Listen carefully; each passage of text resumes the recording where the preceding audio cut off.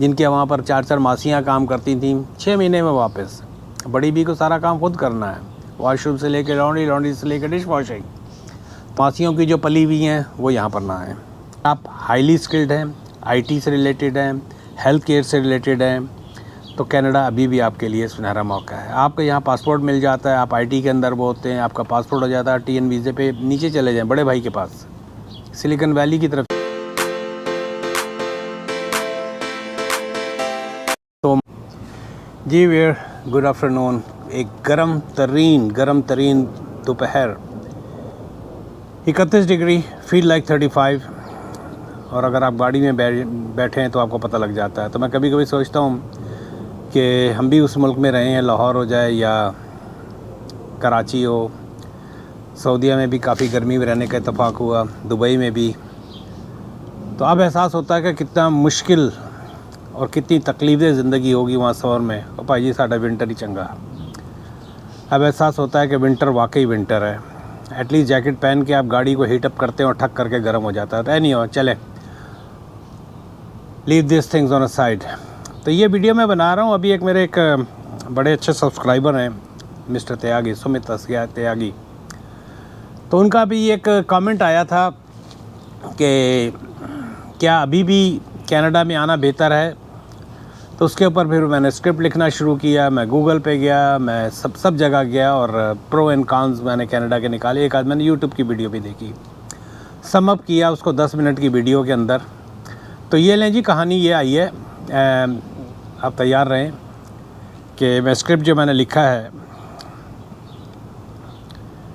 Canada वाकई कभी किसी ज़माने में ना इसको ख्वाबों की सरज़मीन कहा जाता था। ख्वाबों की सरज़मीन से मुराद ये है कि it's a peaceful country, it was. लेकिन अब वो वाली सिचुएशन नहीं है। अब आज से 10 साल पहले वाला कनाडा वाकई नहीं है, जहाँ पर तरक्की थी, हर तरह के मौके थे। लेकिन अब वो कहानी नहीं है। लेकिन आजकल जिस तरह मैंने पहले कहा कि वैसा नहीं रहा है। यहाँ पर क्राइम्स, टन्स ऑफ क्राइम्स, महंगाई आसमान को छू रही है। At the same token racism भी यहाँ पर काफ़ी हद तक बढ़ गया है। हिजाब भी खींचे जा रहे हैं, टर्बन भी खींची जा रही है, ट्रेन में, मॉल्स वगैरह में। एज सच तो नहीं शो किया जाता, लेकिन कोई ना कोई बैड एप्पल निकल आता है जो हमारी औरतों पे, या हिजाब जिस लिए भी जो औरतें हैं उनके ऊपर कोई ना कोई रिमार्क पास करना, इस तरह की कहानी आ जाए। एट द सेम टोकन किराए बहुत ज़्यादा बढ़ गए हैं। किराए इतने ज़्यादा बढ़ गए हैं, यहाँ पर रहना बहुत मुश्किल हो गया है। और उसकी वजह से कई लोग जो हैं वो गाड़ियों में रह रहे हैं। ऐसे भी लोग हैं जो अपने कैंपर्स बना के उसमें रह रहे हैं। कुछ क्या नाम है, अगर आप डाउनटाउन की तरफ जाएं तो गार्डनर के साथ ही बराबर में उसकी मुझे वीडियो बनानी है, कभी मौका लगा तो लोग टेंट्स में रह रहे हैं। और यहाँ पर महंगाई का जिन, ऑब्वियसली इन्फ्लेशन। महंगाई का जिन जो है, सुपरमार्केट में अगर आप चले जाएं तो आपको सोचना पड़ता है कि शुड आई बाय दिस और should I not, do I really need this और शुड आई जस्ट पैस ऑन टू। एक बेडरूम का किराया मैंने एवरेज जो निकाला था वैंकूवर का और टोरंटो का, तो वो $2400 बनता है 1 बेडरूम का। ये मैं प्रॉपर रूम की बात कर रहा हूँ, बेसमेंट की बात नहीं कर रहा हूँ। ग्रोसरी इन जनरल, जिस तरह मैंने पहले कहा है, दूध हो, गोश्त हो, सब कुछ महंगे हो चुके हैं। और इन्फ्लेशन के साथ साथ तनख्वाहें तो इतनी नहीं बढ़ी हैं। तो होता क्या है कि जो नए आते हैं बेचारे, अगर कोई समझता है कि उनका एडवांटेज लिया जाता है, गो अभी अक्टूबर से फिर सैलरी बढ़ रही है, 18 के आगे पीछे हो जाएगी, तो चूँकि आते हैं मिनिमम जॉब पे आके वो फंस जाते हैं। तो उनके लिए जो है ना, टू मीट बोथ एंड्स मुश्किल हो जाता है। घर चलाना, किराया देना, इंश्योरेंस देना, गाड़ी की किस्तें देना, क्योंकि फ़ौरन आते साथ ही आप मकान वगैरह नहीं खरीदते, तो मुश्किल तो हो जाता है। और जिस तरह मैंने पहले कहा है कि घरों की इंतहाई कमी है। कमी होने की वजह से किराए बहुत ज़्यादा बढ़ गए हैं। अगर आप चीप हाउसिंग की तरफ जाते हैं, अगर आपका फ़ौरन वो एक्सेप्ट भी नहीं होता है, तो उसके लिए आप लो इनकम की जो उनकी गवर्नमेंट की तरफ से जो आपको बेनिफिट होते हैं, ये जो फैसिलिटी होती है, तो आप सालों लगे रहें लाइन में, आपको मिलता मिलाता कुछ भी नहीं है। तो इसीलिए जो है ना, अगर आप कनाडा में समझते हैं कि आप फ़ौरन आके मकान बना लेंगे और आपके फाइनेंसेस इतने ज़्यादा नहीं होते हैं, तो आप स्टक हुए हुए हैं किराए में और लैंडलॉर्ड की मनमानियों के ऊपर।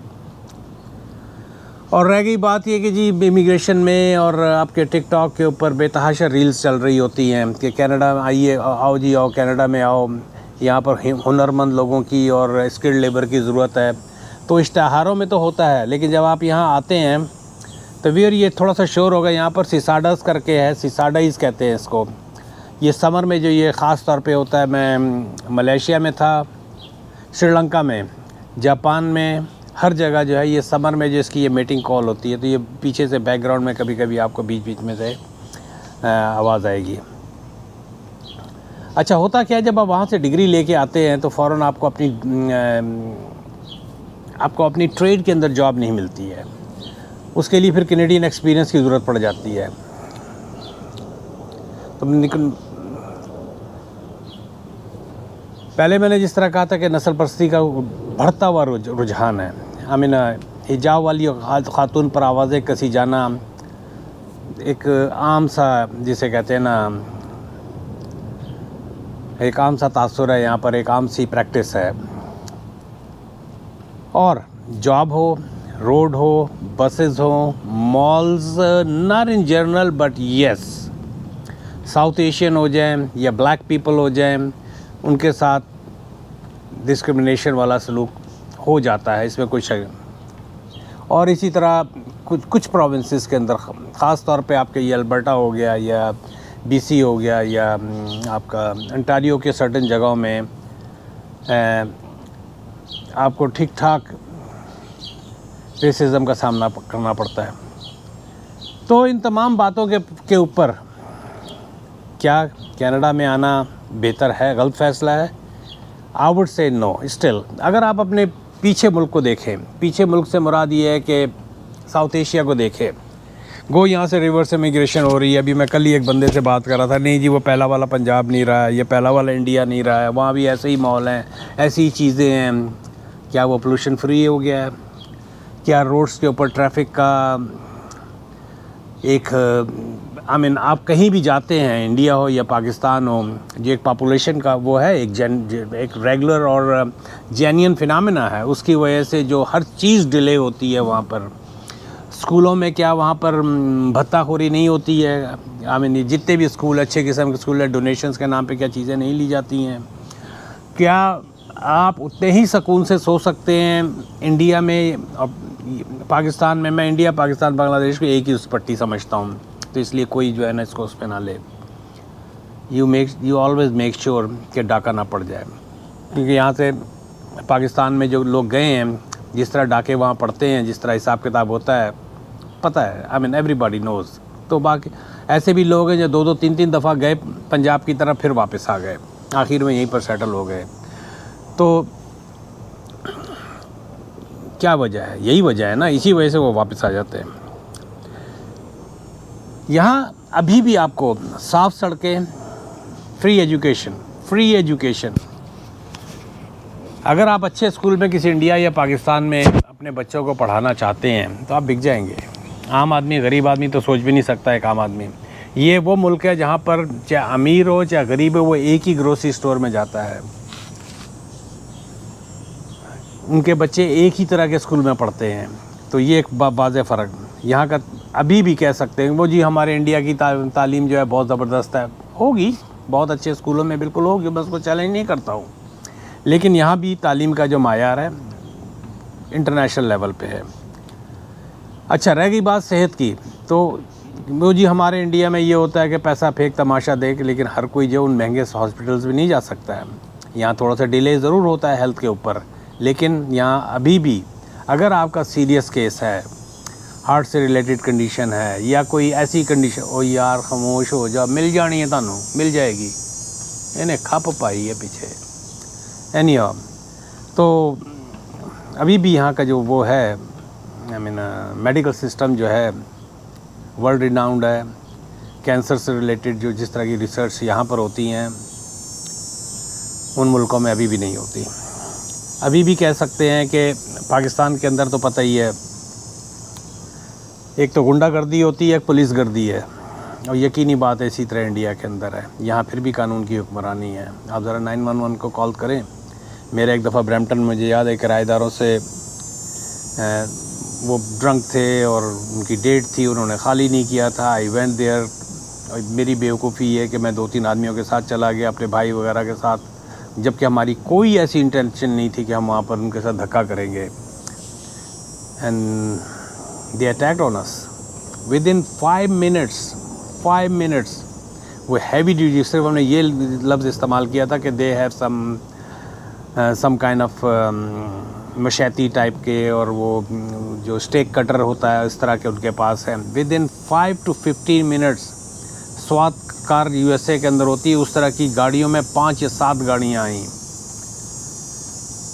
एनीहाउ, अभी भी यहाँ का इमिग्रेशन सिस्टम जो है शफाफ है, और